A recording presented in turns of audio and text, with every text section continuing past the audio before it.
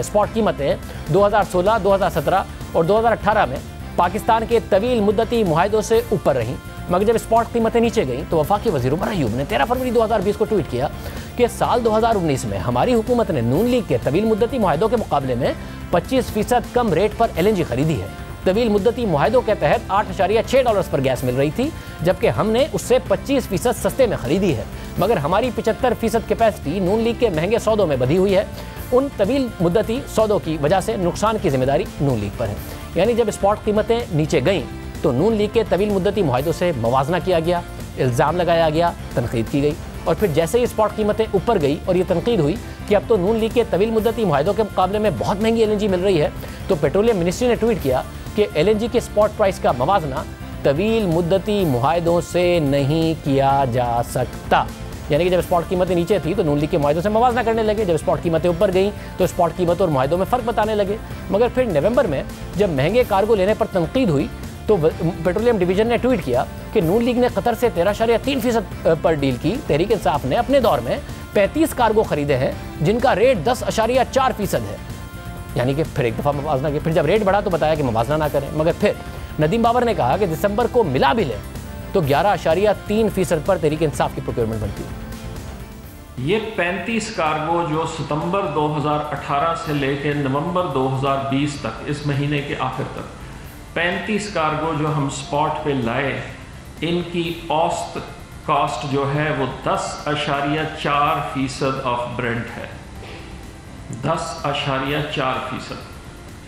अब आप इसको खुद कंपेयर कर लें कि जो लॉन्ग टर्म कॉन्ट्रैक्ट्स के तहत हम खरीद रहे हैं, कतर का कॉन्ट्रैक्ट है 13.37%।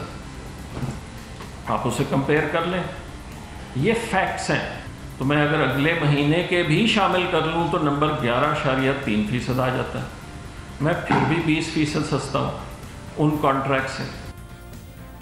कभी मवाजने से मना किया, कभी फिर दोबारा खुद मवाजना किया, मगर फिर जनवरी और फरवरी के टेंडर मिलाकर इस वक्त अगर तहरीक इंसाफ के औसत देखें तो 12.2% हो गई है। यानी नून लीग के जो गनवर के 11.6% और ENI के साथ 11.9% के तवील मुद्दती मुआहदे हैं, तहरीक इंसाफ की जो स्पॉट कीमतें हैं वो ऊपर चली गई हैं। और ये उस वक्त है कि जब जनवरी के शुरू के 20 दिन के महंगे सौदे नहीं लिए गए, क्योंकि सप्लायर नहीं आए। अगर सप्लायर आ जाते तो ये रेट 14% को तजावुज़ कर चुका होता, मगर ना लेने की वजह से जनवरी में गैस का बहरान मजीद संगीन होगा।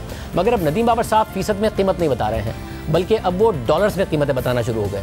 और नदीम बाबर साहब पहले नून लीग के लॉन्ग टर्म के मुआहदों को अलग बताते थे, अपने स्पॉट कीमतों को अलग बताते थे, मगर अब सबको मिलाकर बता रहे हैं, क्योंकि जब नून लीग के लॉन्ग टर्म के मुआहदों को मिलाते हैं तो कीमत कम आती है। दिसंबर 2017 जनवरी 2018 का जो विंटर था, जो पिछली हुकूमत का आखिरी विंटर था, उसमें जो औसतन LNG लाई गई वो $8 की थी और हमारी कीमत $6.34 है। हालांकि अगर कतर ENI और गनवर की डील निकाल दें तो दिसंबर 2020 में $7.5, जनवरी में तकरीबन $7.5 और फरवरी के लिए $10 तक के रेट मिले हैं। और जिस वक्त की वो मिसाल दे रहे हैं, उस वक्त 2017 और 2018 की सर्दियों में तेल की कीमतें $60 से ऊपर थीं।